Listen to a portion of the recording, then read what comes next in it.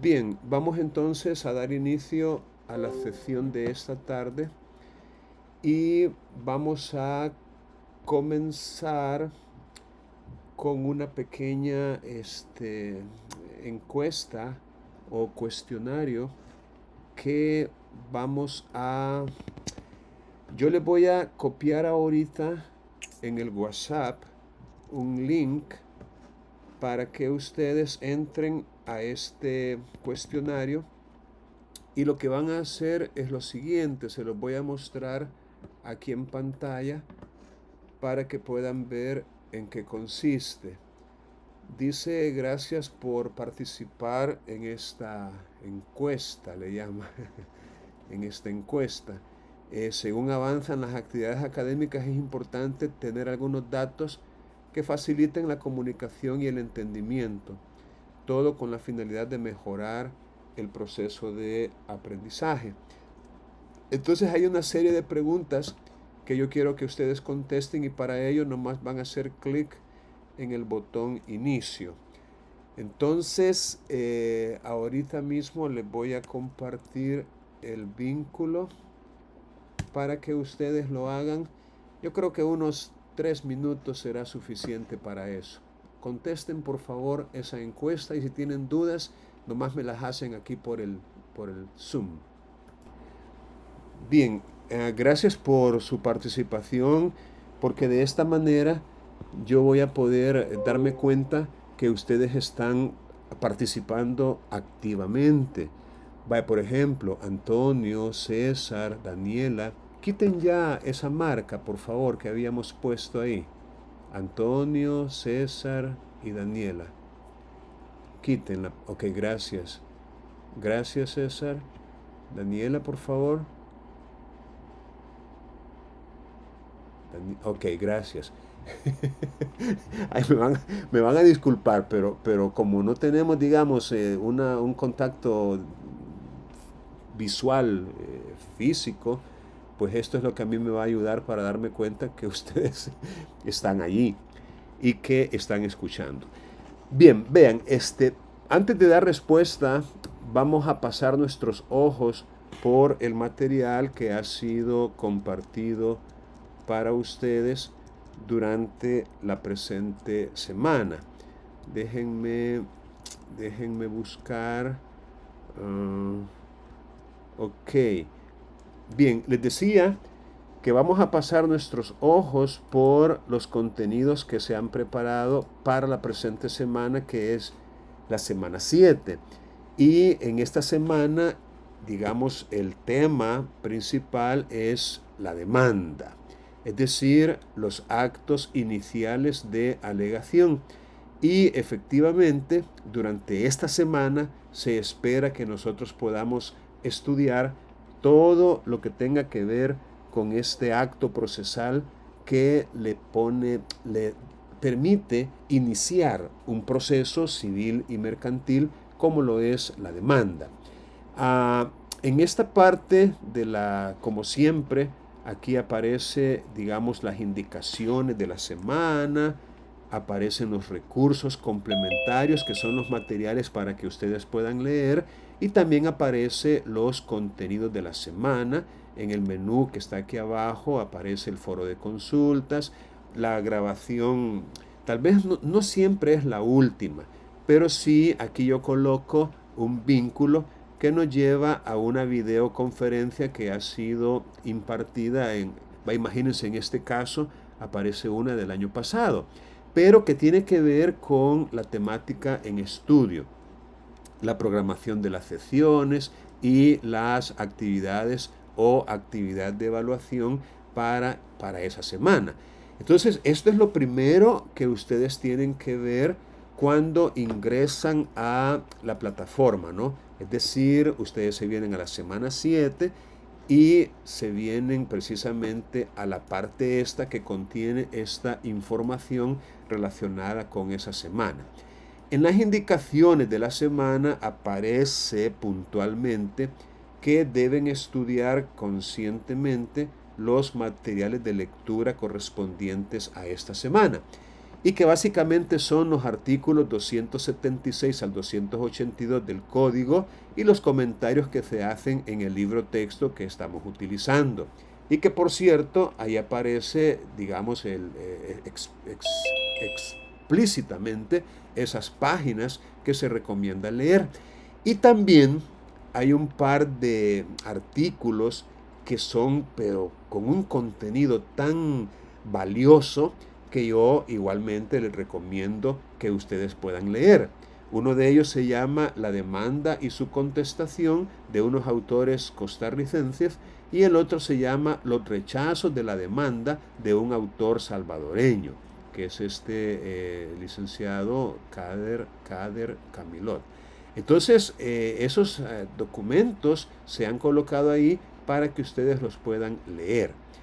Y algo que resulta muy importante es que a medida que ustedes van leyendo estos textos doctrinarios, también lean el código, porque de repente se van a encontrar con algunas, digamos, diferencias, incongruencias o discrepancias por vía de ejemplo, cuando el código comentado se escribió, digamos que los autores lo hicieron antes de que el código sufriera algunas reformas.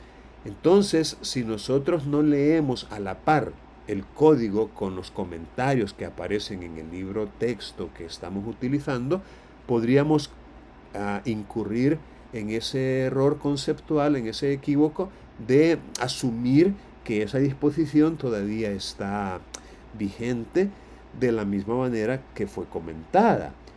O, con mayor razón, cuando leamos autores extranjeros. Por cierto, es muy recomendable la lectura de doctrina española, porque nuestro código está prácticamente basado en la ley de enjuiciamiento civil de España. Entonces, cuando nosotros leamos autores españoles, igual, ¿no? Tenemos que ir cotejando las instituciones allá en España con las instituciones aquí en el país, porque en algunas partes podrían, repito, diferir. Ahora, estos materiales de lectura que se han colocado en la plataforma, es importante que ustedes los puedan leer y que una vez que los hayan leído, y solo entonces, como dice la indicación, pueden participar en un foro de opinión evaluado, cuya ponderación es el 10% de la nota correspondiente al primer laboratorio del cómputo. Y esas instrucciones en cuanto al foro aparecen en este vínculo, en este enlace que dice aquí foro calificado semana 7, y también aparece la rúbrica para la evaluación de esa participación que ustedes hagan en el foro. Aquí aparecen, repito, los enlaces para que ustedes puedan ir a estos materiales de lectura. Como les repito, estos doctores, Sergio Artavia y Carlos Picado, son del Instituto Costarricense de Derecho Procesal, y este artículo es, repito, con un contenido muy, pero muy claro y muy valioso, que nos va a ayudar, gracias a su lectura, a comprender mejor este tema de los actos iniciales de alegación, particularmente la demanda.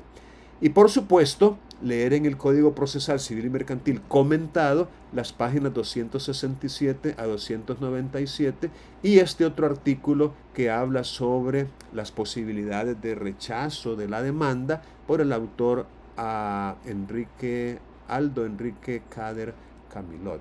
Entonces, otra vez, miren. Por favor, no mantengan esa actitud o ese pensamiento de que es durante las sesiones, ya sea presenciales o virtuales, que ustedes van a aprender. No es así. Ustedes van a aprender en su espacio de aprendizaje, llamémosle individual. Es decir, en ese espacio, ya sea en su casa o en algún otro lugar, que usted destina día a día para aprender, para leer los contenidos, meditar sobre ellos, tratar de comprender lo que esos contenidos significan, tratar de encontrar maneras o hipótesis en las cuales esos contenidos puedan encontrar una aplicación práctica y obviamente, lo más seguro es que surjan algunas inquietudes, algunas preguntas, algunos cuestionamientos, la necesidad de explicaciones o ejemplos adicionales, y para eso es la sesión, llamémosle grupal, o este espacio colaborativo en donde el conocimiento que ustedes han adquirido en su espacio individual, en sus casas, es hasta cierto punto consolidado, es analizado, ¿por qué no evaluado? E incluso oportunidades para poder crear, es decir, diseñar, proponer, bosquejar. Es decir, esa es la idea, ¿no? Por eso es que nosotros tenemos esta plataforma de Canvas para poder alimentarla semana a semana y que ustedes puedan tener en un único lugar estos recursos y poderlos estudiar. Ahora, déjenme por favor decirles con todo el cariño que se merecen y el respeto también, que si ustedes no lo hacen, digamos, el resultado final no va a ser satisfactorio.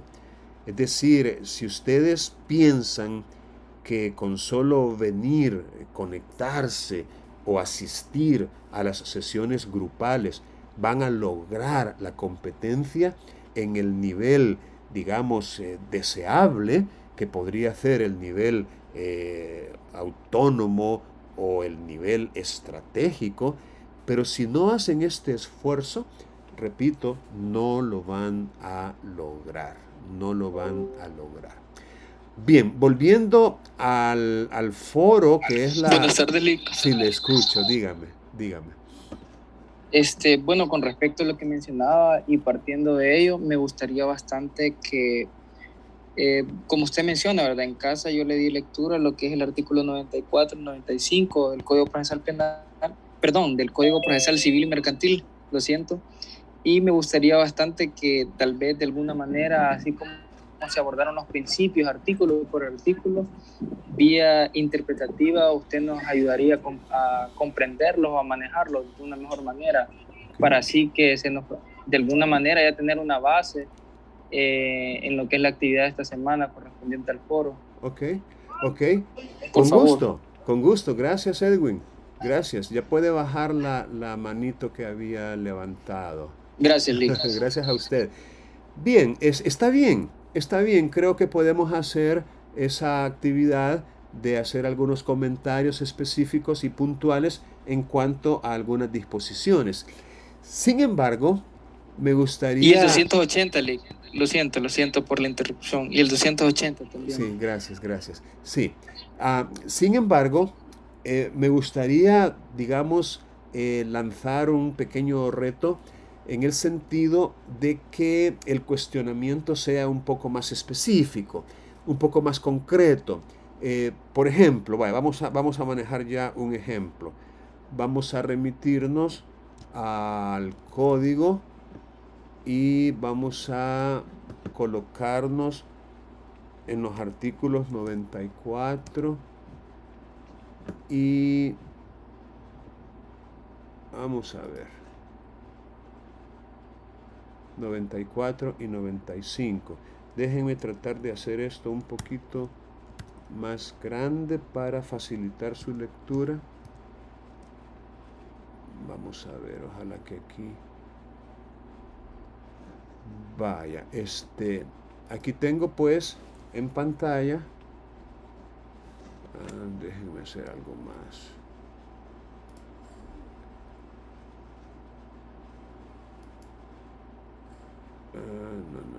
No, era al revés. Vaya, aquí tengo en pantalla el artículo 94. Vaya.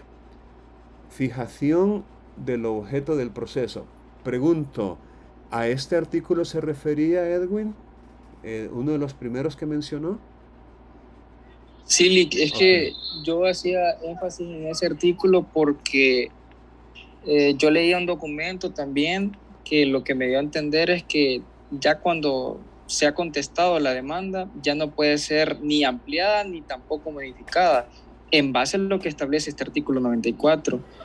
Entonces, por lo que menciona, ¿verdad? Porque en la demanda, bueno, el objetivo es fijar los términos del debate propiamente y el objeto procesal que ha propuesto el demandante. Y este ya no se puede alterar. Vaya, ok. Excelente, excelente. Ahora pregunto, me parece muy correcta digamos, la conclusión a la que usted ha llegado, en el sentido de que una vez contestada la demanda, ya no podría ser objeto de una modificación posterior. Ahora, pero eso digamos que está claro, la conclusión es correcta, su interpretación no tiene error y a eso quería llegar. ¿Habrá, digamos, alguna pregunta puntual que resulte de la lectura de este artículo eh, digamos, amerite alguna explicación adicional? Porque, por ejemplo, yo puedo dar por sentado a partir de lo que usted me acaba de decir, de que lo pudo comprender, que lo entendió bien, ¿verdad? Y que no tiene, digámoslo así, pues motivo de error. Veamos ahora el 95. Habla o comienza a regular el tema de las acumulaciones. De hecho, la acumulación, según lo que dice el artículo, tiene por objeto conseguir una mayor economía procesal y evitar sentencias contradictorias, siempre y cuando haya conexión entre las pretensiones deducidas en los procesos cuya acumulación se solicite. Entonces, después de leer el artículo 95, en el caso suyo, Edwin, porque usted lo mencionó del artículo, ¿hay algo, digamos, como más concreto o específico que tal vez no le haya quedado muy claro? ¿O alguien más, a partir de lo que dispone esta norma, tiene tal vez alguna pregunta relacionada con esto, porque lo leyó y le quedó, digamos, esa duda, ese vacío o esa inquietud?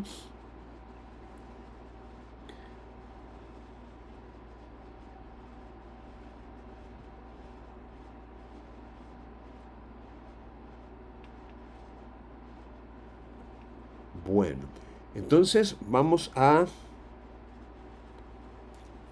Déjenme checar si puedo... Ok, vamos a ver si puedo lograr esto, que vuelva a su estado original. Vaya, vean, vamos a pasar de nuevo nuestros ojos por este tema de las acumulaciones, pero antes me gustaría ah, que revisáramos brevemente los contenidos de la semana que, vamos a ver si logro aquí, que aparecen precisamente al hacer clic en el vínculo este que dice contenido semanal y que nos envía a otra página en la cual, y aquí es donde yo quiero hoy que podamos concentrar nuestra atención, en la cual aparecen algunos aportes ¿cuál es la palabra? Relevantes, y que fueron hechos por el colega que trabaja, por cierto, como funcionario judicial en el Juzgado Segundo de lo Civil y Mercantil de esta ciudad, y es Juan Carlos Hernández Pérez. Él ha preparado algunos, digamos, materiales que podrían servirnos muchísimos para adquirir la competencia de la asignatura que, como ustedes saben, tiene que ver con los procesos declarativos civiles y mercantiles para lograr, como dice la competencia, la tutela judicial efectiva de los derechos patrimoniales de los justiciables. Y para ello, pues vamos a remitirnos a los preceptos del ordenamiento jurídico interno y normativa internacional pertinente, trabajando de manera individual y colaborativa. Esto que ven en pantalla es la competencia de la asignatura. Es lo que se espera que nosotros logremos al final de este semestre, de este ciclo, en relación, obviamente, con esta asignatura. Entonces, para el logro de esa competencia en cuanto a la demanda como medio con el cual se inicia, hay aquí, repito, algunos temas que son otra vez muy relevantes y que ustedes necesitan dominar, necesitan aprender, necesitan comprender, ¿verdad? Entonces, el primero de ellos obviamente tiene que ver con la demanda, pero antes hay necesidad de hacer un pequeño recordatorio de qué es lo que se ve en un proceso común, en un proceso declarativo común o, en su caso, en un proceso declarativo abreviado y ampliando un poco el escenario, que es también el ámbito de otro tipo de procesos especiales regulados también en nuestro código y todos los cuales comienzan con una demanda escrita. Entonces, aquí está, repito, vamos a ver, este aporte no se logra ver muy bien aquí, pero está porque está en letra blanca, del licenciado Hernández Pérez, Juan Carlos, quien ha preparado, repito, este cuadro y que ustedes pueden perfectamente analizar.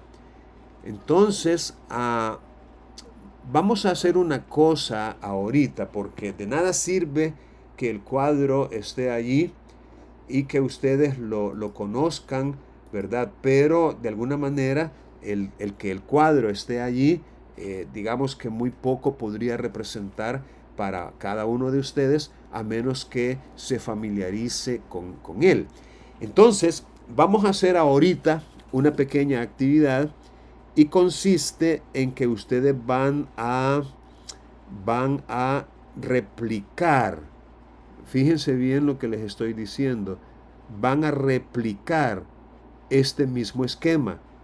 Es decir, lo van a hacer, digamos, en una hoja de papel. En una hoja de papel, usted saca una hoja de papel, un lapicero, y fíjese bien, hay una pequeña variante, y es que a la par de cada, digamos, elemento del diagrama, a la par, usted va a colocar un número representativo del artículo en el Código Procesal Civil y Mercantil, o en el caso del proceso de inquilinato, ustedes van a ir a la ley de inquilinato si fuera necesario. Si fuera necesario. Entonces van, repito, a replicar, o sea, volver a hacer este cuadro, pero agregándole, digámoslo así, el número del artículo en el Código Procesal Civil y Mercantil o en alguna otra ley que sea obviamente aplicable. Por ejemplo, aquí mismo se menciona un artículo, el 918 del Código Civil, en esta parte de aquí, pero solamente con relación a eso aparece un artículo. Entonces, yo lo que quiero es que ustedes, digamos, repliquen este mismo esquema, este mismo cuadro o mapa, si se quiere, mapa conceptual, y que coloquen, repito, el número del artículo. Entonces, vamos a permitir que lo hagan ahorita mismo, y para ello yo creo que vamos a destinar 10 minutos solamente. O sea, lo que logren hacer en 10 minutos, porque vamos a entender que esto es solamente como el comienzo, el comienzo. Entonces, repito, van en una hoja de papel a replicar esto mismo, pero agregando a la par o encima de cada cuadro, de cada elemento del esquema, el artículo en el código en el cual aparezca, digamos, algo relacionado con lo que se dice aquí. Con la única excepción del 918, porque ese ya está ahí. Pero todo lo demás, ustedes van a colocar, repito, el artículo. Tienen 10 minutos para ello. Pero quisiera preguntar si tienen alguna pregunta en relación con este pequeño esquema en el que han estado trabajando, o más o menos comprendieron cuál es la idea de esta actividad. Si tienen alguna pregunta, la pueden formular.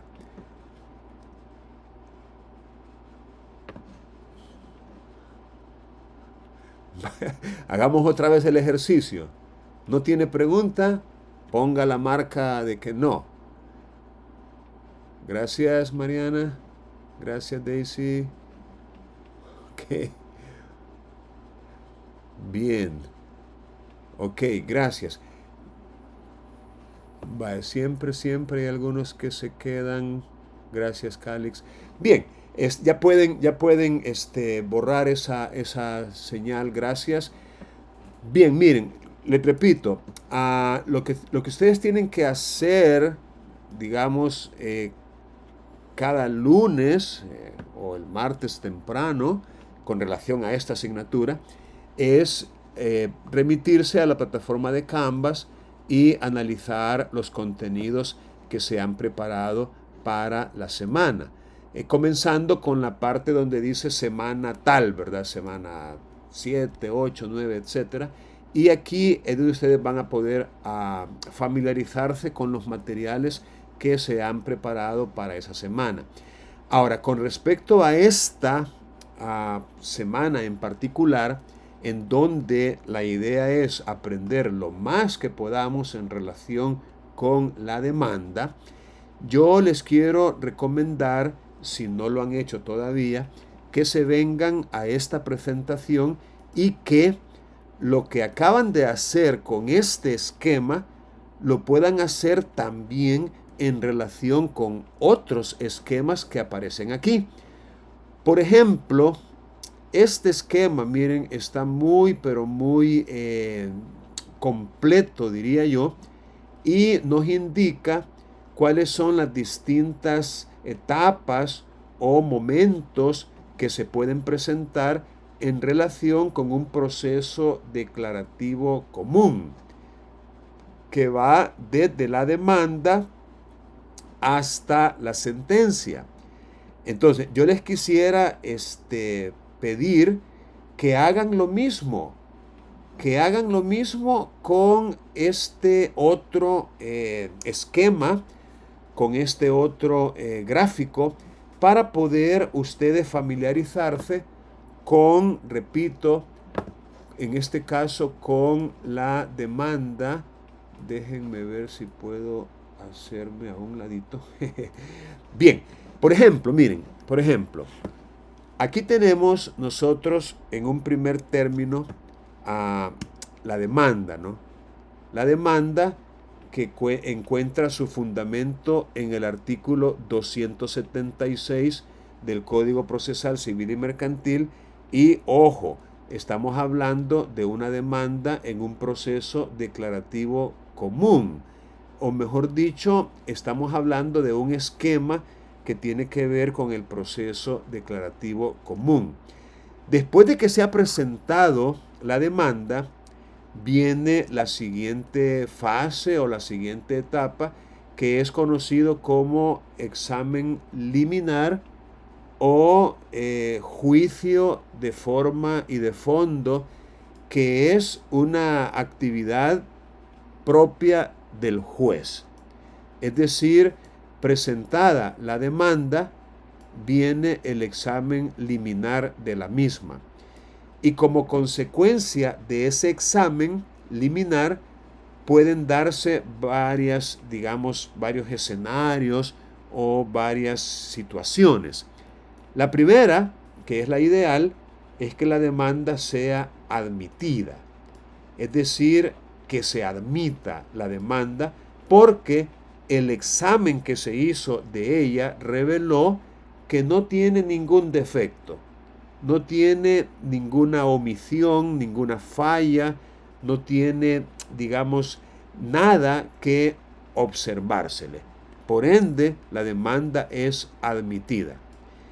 Pero es posible que el juez haya descubierto la existencia de algunos defectos o vicios que son subsanables.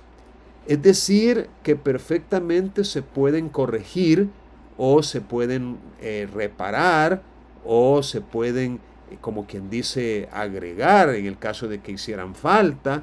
Es decir, hay defectos que se descubren gracias a este examen liminar y esos defectos motivan una prevención. Así se le conoce, una prevención. Me previnieron. ¿Y en qué sentido te previnieron? Porque tengo que hacer esto, esto y esto. Es decir, es una manera de corregir o rectificar algún error subsanable que hayamos cometido.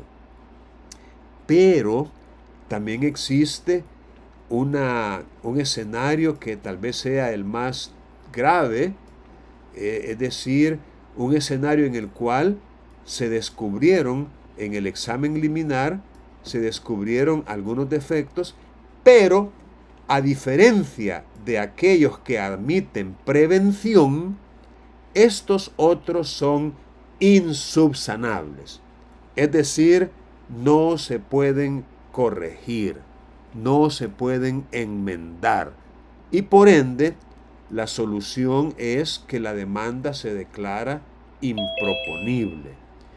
Entendamos en ese caso que la pretensión contenida en la demanda no es tutelable, no es justiciable, no se puede proponer ante el órgano jurisdiccional y por eso se declara improponible y se ordena su archivo.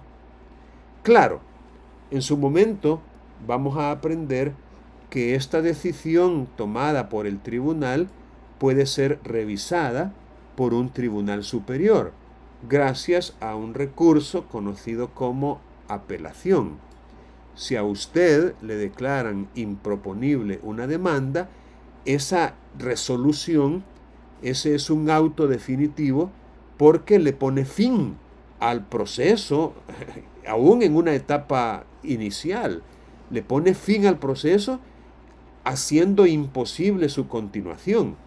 Y por eso admite un recurso ante un tribunal superior que es conocido como apelación y es posible, repito, que la Cámara confirme o revoque la decisión que se tomó en primera instancia. Pero si no se apela o si la resolución es confirmada por la Cámara, entonces se ordena el archivo de las actuaciones. Ahora, en el caso de que se le hayan hecho prevenciones, se le dan 5 días hábiles a la parte que presentó esa demanda para que pueda presentar un escrito subsanando las prevenciones que se le hicieron. Y si lo hace, es decir, si presenta un escrito y después de hacerse nuevamente ese examen liminar resulta que los defectos fueron subsanados, entonces se admite la demanda. Se admite. Pero si esos defectos no fueron subsanados, en opinión del tribunal, entonces la demanda se declara inadmisible. Fíjense ustedes que a diferencia del auto que declara improponible una demanda, el auto que la declara inadmisible no admite más recurso que el de revocatoria. No admite apelación, pero sí admite revocatoria. Es decir, únicamente puede ser revisado por el mismo juez que dictó la resolución de inadmisibilidad. No puede usted interponer un recurso de apelación cuando la decisión del juez fue declarar inadmisible. Ahora, lo otro que resulta importante destacar es que el examen liminar, si bien puede dar como resultado inmediato la improponibilidad, no puede dar como resultado inmediato la inadmisibilidad. Espero estarme explicando. Es decir, un juez puede declarar improponible una demanda cuando encuentra defectos serios, graves, vicios que resultan por su propia naturaleza insubsanables. Y de entrada, el juez puede declarar la improponibilidad. Pero de entrada no puede declarar la inadmisibilidad, ya que primero tiene que prevenir. Es decir, tiene que darle la oportunidad procesal a la parte para que subsane esos defectos que él detectó en el examen liminar. Entonces la inadmisibilidad será una consecuencia de que no se cumplan con las prevenciones. Y es que mire, cuando a usted le hacen prevenciones, usted puede adoptar dos conductas. Una de ellas, pues no subsanarlas, es decir, no presentar ningún escrito, simplemente dejarlo así. Dejar pasar los 5 días sin hacer nada al respecto. Pero también usted podría presentar un escrito y en opinión de usted subsanando las prevenciones que se le hicieron. Pero otra vez el juez va a hacer un examen de ese escrito junto con la demanda para ver si efectivamente se subsanaron las prevenciones que se le hicieron. Y si el juez entiende que por mucho que usted se esforzó, no subsanó nada, entonces va a declarar inadmisible y la consecuencia va a ser el archivo. Ojo, si se la declara improponible, ¿qué dijimos que puede hacer usted?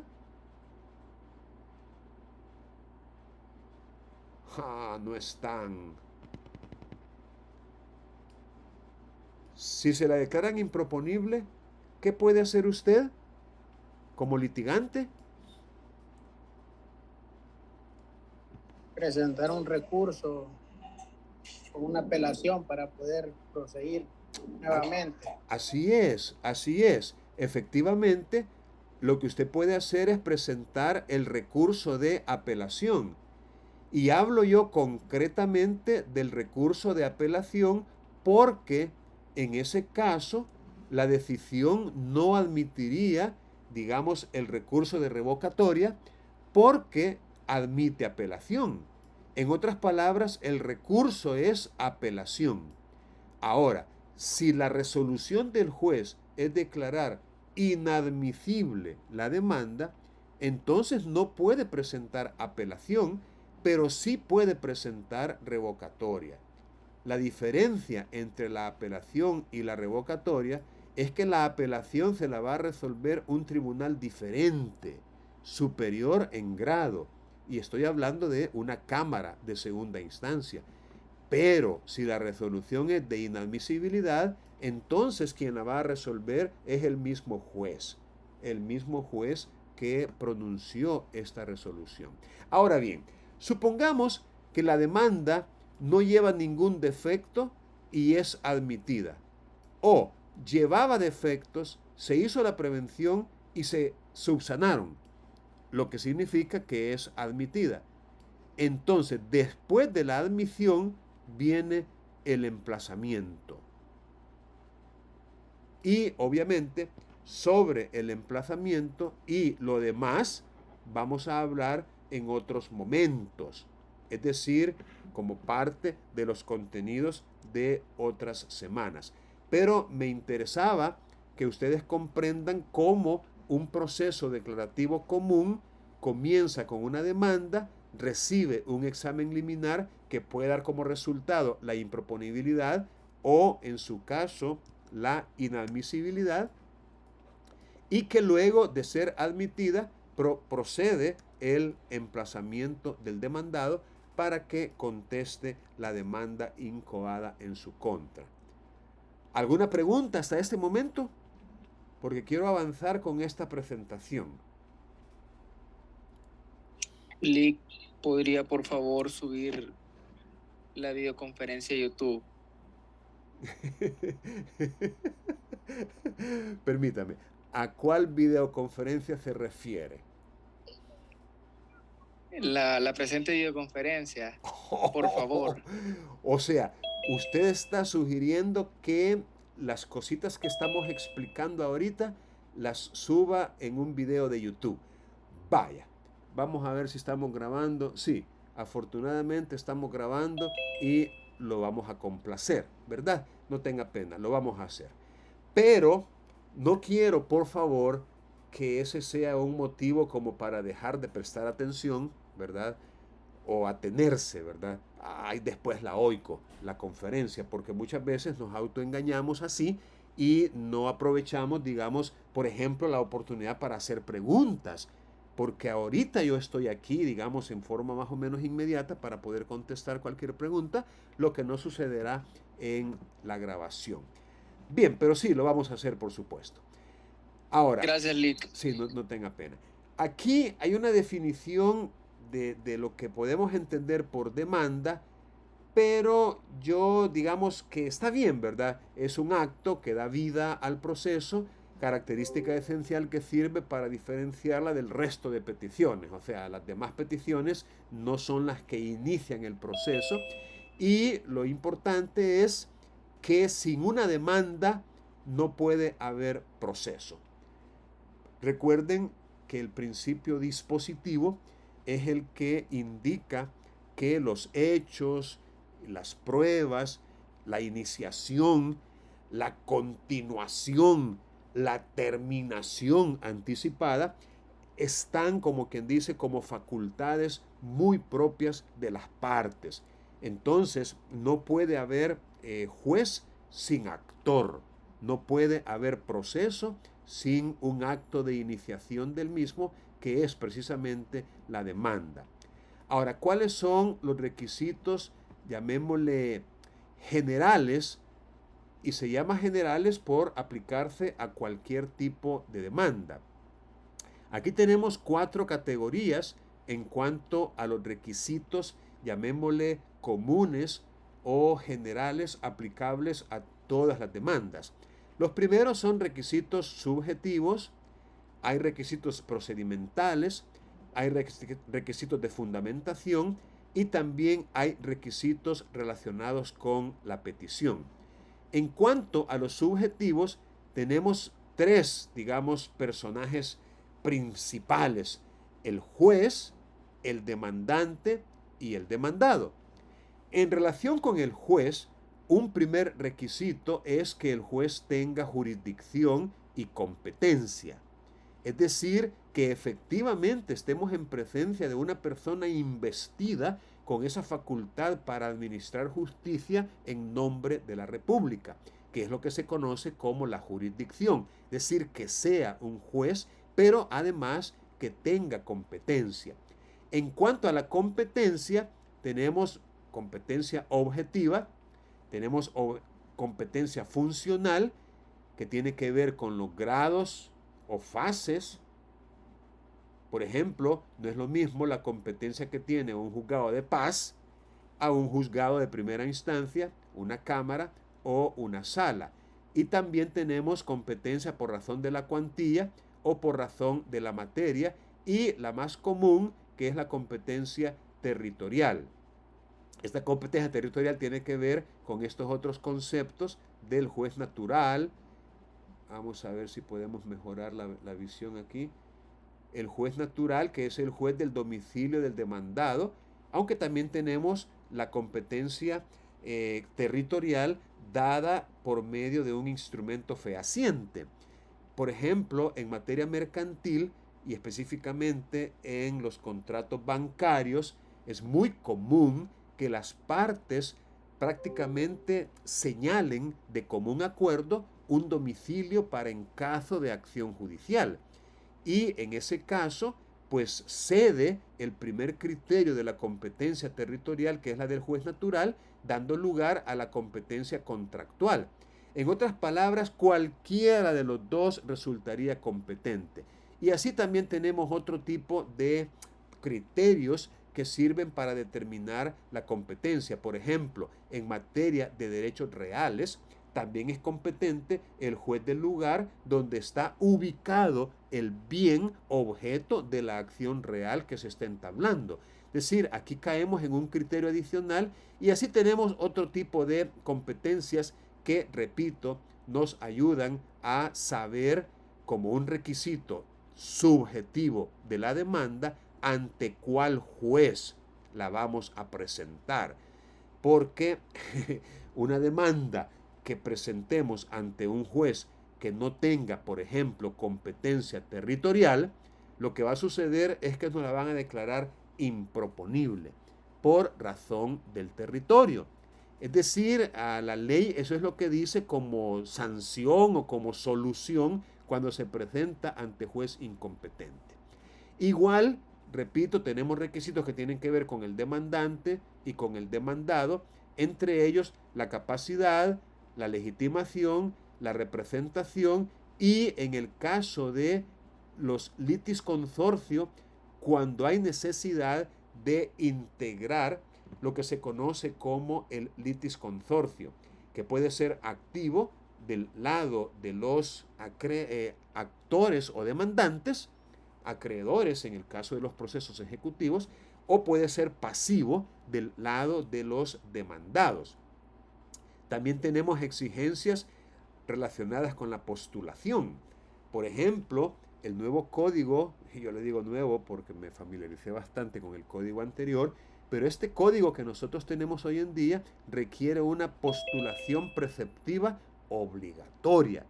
Es decir, no se puede llegar a demandar, llamémosle, si no es por medio de un abogado. Luego tenemos también requisitos que tienen que ver con el procedimiento, dependiendo si es un proceso común o abreviado el que vamos a iniciar o si es un proceso especial. En otras palabras, los requisitos de la demanda varían dependiendo la clase de proceso que se va a iniciar. En el caso del proceso común, los requisitos aparecen en el artículo 276, ya los vamos a ver, y en el caso del proceso abreviado, que son procesos declarativos los dos, tanto el común como el abreviado, los requisitos aparecen en el artículo 418. Y así, los requisitos varían dependiendo si es un proceso ejecutivo, posesorio, de inquilinato o monitorio el que vamos a iniciar. Y por eso se le llama requisitos procedimentales o de procedimiento. Ya en presencia de una demanda en concreto, tenemos requisitos que tienen que ver con la fundamentación. Fundamentación que puede ser fáctica, es decir, vinculada con los hechos, o puede ser jurídica, vinculada con el derecho. En cuanto a los hechos, estos pueden ser, o mejor dicho, plenos, relevantes, claros, precisos, coherentes y susceptibles de ser probados. A eso se refiere cuando dice probables, es decir, que se puedan probar, porque eso tiene que ver con el objeto y con el tema de la prueba, de lo cual también vamos a hablar en su oportunidad. Y los requisitos, llamémosle de fundamentación jurídica, tiene que ver con el derecho en cuanto a la argumentación e interpretación de las normas legales que resulten aplicables. Y finalmente tenemos en relación con la petición que también depende qué tipo de proceso o qué tipo de pretensión es la que nosotros hemos incluido en la demanda, porque hay un principio de congruencia según el cual los jueces no pueden cambiar, digámoslo así, el tema decidendi. Es decir, el principio de congruencia exige que la sentencia esté directamente relacionada con la pretensión contenida en la demanda. Y así, si la pretensión que estamos planteando es declarativa, pues la petición tiene que ser declarativa. O si fuera constitutiva de condena o cautelar, igual. Entonces, este otro esquema es uno que se lo debemos al licenciado Hernández Pérez, ¿verdad? Saludos, por cierto, para él. Y les pediría yo que ustedes lo puedan también repasar. ¿Alguna pregunta en relación con este otro esquema que contiene los requisitos generales de la demanda?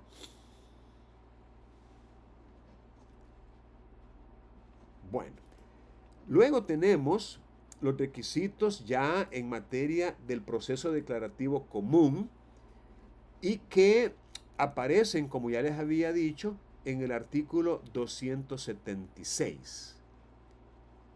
Básicamente, los requisitos, vamos a ver si los podemos desplegar en pantalla, están aquí.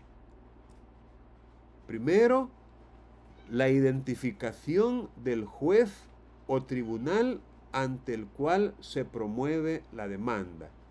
Déjenme ver si puedo ser un poco más... Aquí creo que está mejor. El primer requisito es ante quién nos estamos dirigiendo.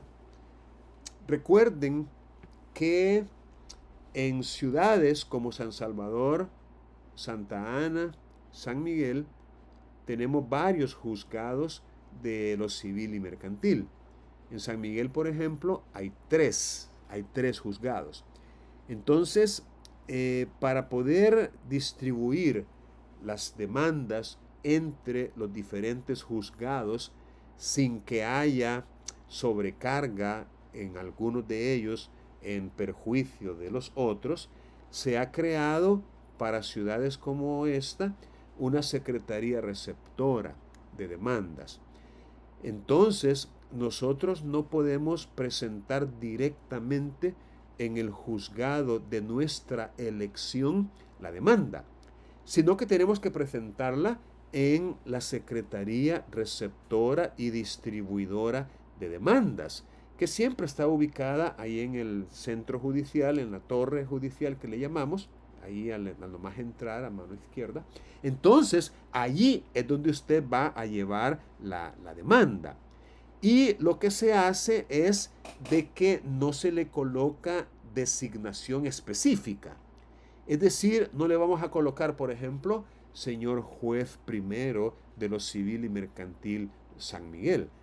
No, porque no sabemos si va a llegar a ese juzgado o va a llegar al segundo o al tercero. Entonces lo que hacemos en esos casos, y se los voy a explicar con una...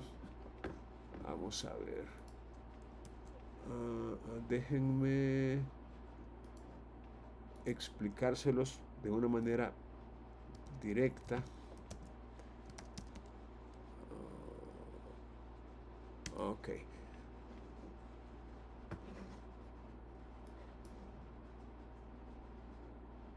No. Qué barbaridad.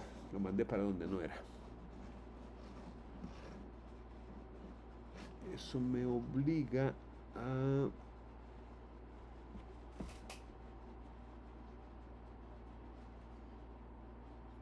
Ok. Ahora sí.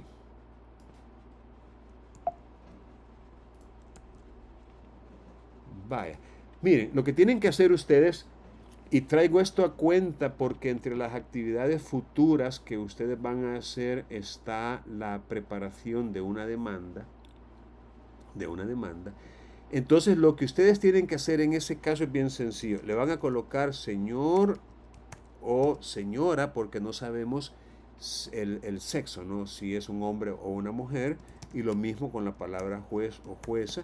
Y en vez de poner primero, segundo o en su caso tercero, en vez de poner eso, pues simplemente ponemos un espacio en blanco y terminamos la idea.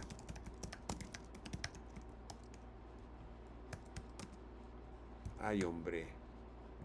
Espérenme que aquí se me chispoteó.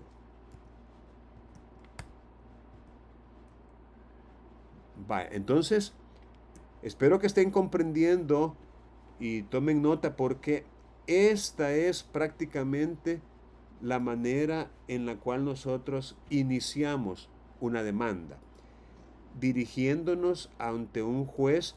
Bueno, aquí me hace falta San Miguel.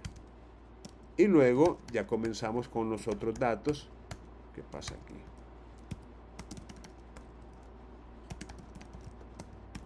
Vale. Entonces, esto es básicamente el primer requisito, es decir, el que tiene que ver con la designación, la identificación del juez o tribunal ante el cual se promueve.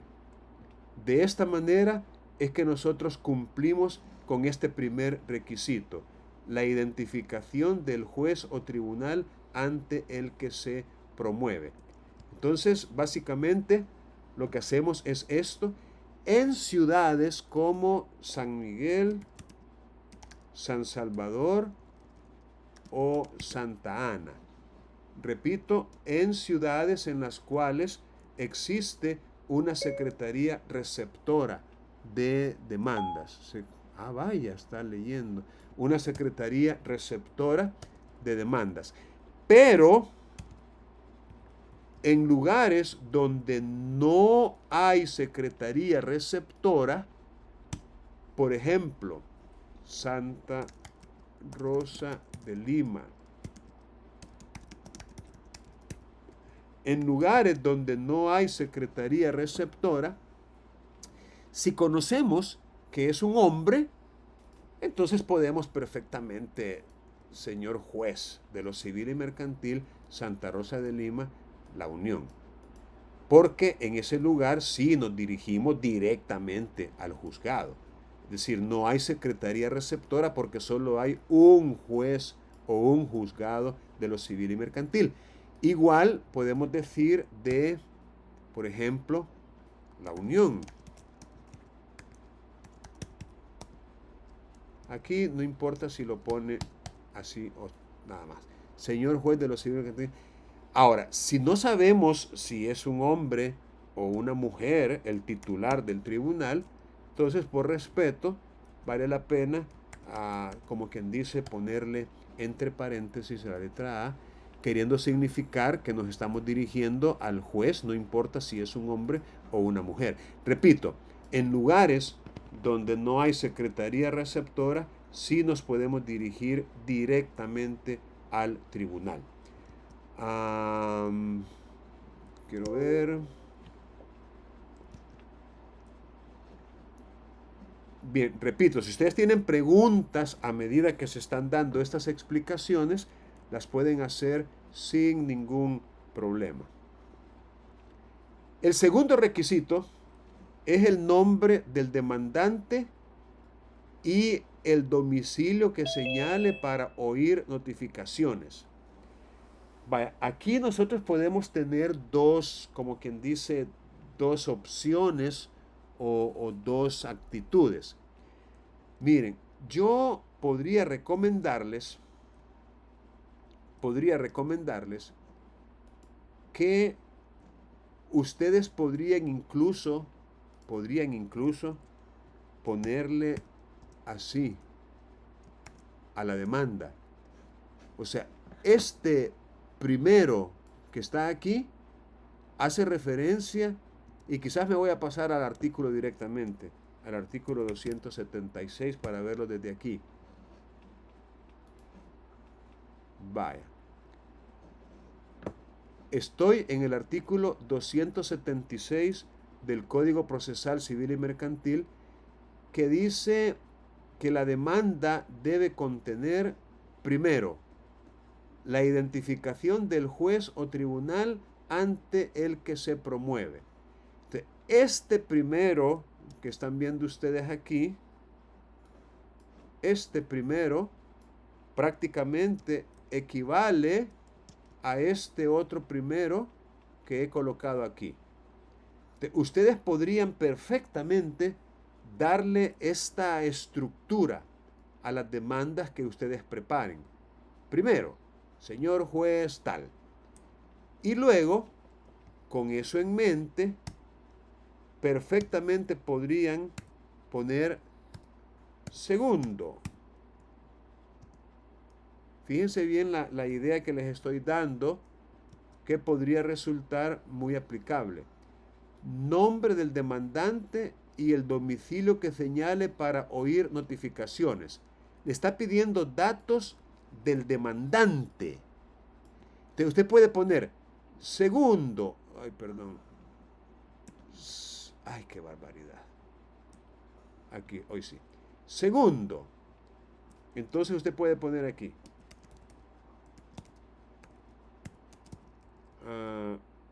Demandante.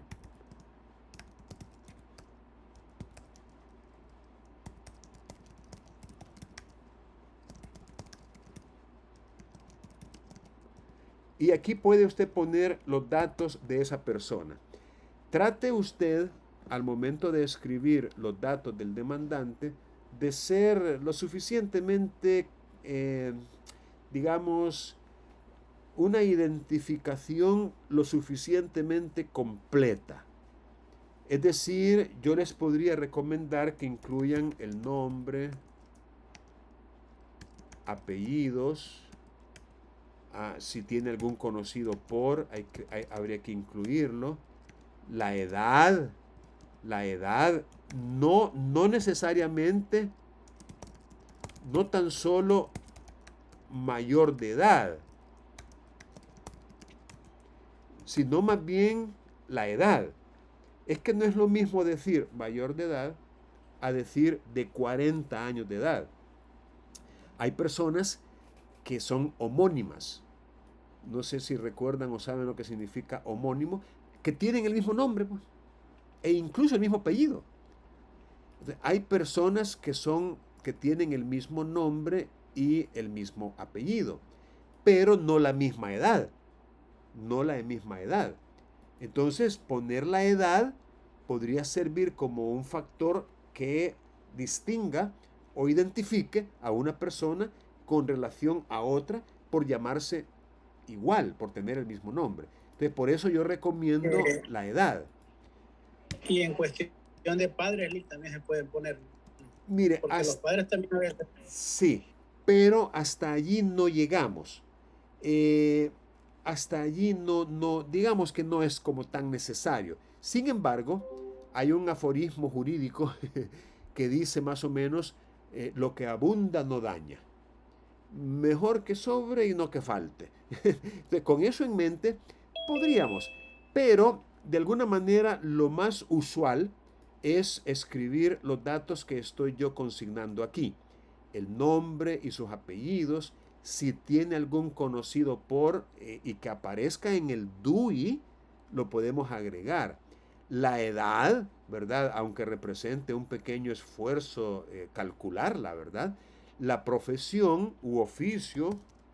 Y aquí también tratemos de utilizar la profesión tal cual aparece en el documento de identidad de la persona. Luego podemos escribir también su domicilio. De hecho, el domicilio lo exige expresamente. Aunque aquí me parece una impropiedad cuando habla domicilio que señale para oír notificaciones. Me da la impresión de que lo que el legislador quiere no es el domicilio, sino una dirección, un lugar físico donde se le pueda encontrar a efecto de notificarle cualquier resolución que se deba hacerle saber. Entonces me parece que cuando aquí dice el domicilio, me parece impropio, porque el domicilio de una persona no es lo mismo que el lugar donde reside o el lugar donde trabaja. Entonces me parece que hubiera sido más propio decir la dirección que señala para oír notificaciones. Pero bueno, lo importante es que nosotros en las demandas seamos lo suficientemente específicos al referirnos a las personas, tanto a nosotros mismos como a la persona que representamos, ya sea que estemos representando al demandante o que estemos representando al demandado. Entonces, el domicilio definitivamente que no puede faltar. Sin embargo, también podemos agregar como algo diferente del domicilio, la dirección donde ser notificado. Y con eso estamos cumpliendo con esta parte del ordinal segundo que dice el nombre del demandante y el domicilio que señale para oír notificaciones. Pues nosotros vamos a ponerle el domicilio como parte de sus datos generales y también le vamos a poner la dirección donde él pueda ser notificado. Fíjense que también resulta útil, y no es algo que nos vayan a reprochar, escribir el número del documento con el cual se identifica la persona, el número del documento de identidad, y si no estuviera homologado con su número de identificación tributaria, pues incluir el número de identificación tributaria. Estos podrían ser, en mi opinión, los datos que de manera muy clara identifican a una persona, distinguiéndola de cualquier otra con la cual pueda tener algún punto de contacto, como el nombre o los apellidos, la profesión, el domicilio. Porque si le escribimos el número del documento de identidad o en su caso el NID, ahí sí ya estamos individualizándolo de manera muy exacta. Entonces, repito, bien podemos seguir la misma estructura que nos da el artículo 276 y con eso en mente poner tercero, como lo veníamos manejando, tercero, y le podemos poner demandado, el nombre del demandado, su domicilio y dirección. Fíjense cómo aquí el legislador distingue su domicilio y dirección, porque efectivamente son cosas diferentes, domicilio y dirección, estándose en otro caso a lo previsto en este código. Miren, esta parte donde dice estando en otro caso a lo previsto en este código, es porque usted no está obligado, o su cliente a quien usted representa como demandante no está obligado a conocer la dirección exacta o el domicilio donde el demandado resida. Es decir, en otro caso hace referencia a cuando usted no sabe, no conoce el domicilio ni menos la dirección del demandado. En ese caso, usted tendría que manifestarlo.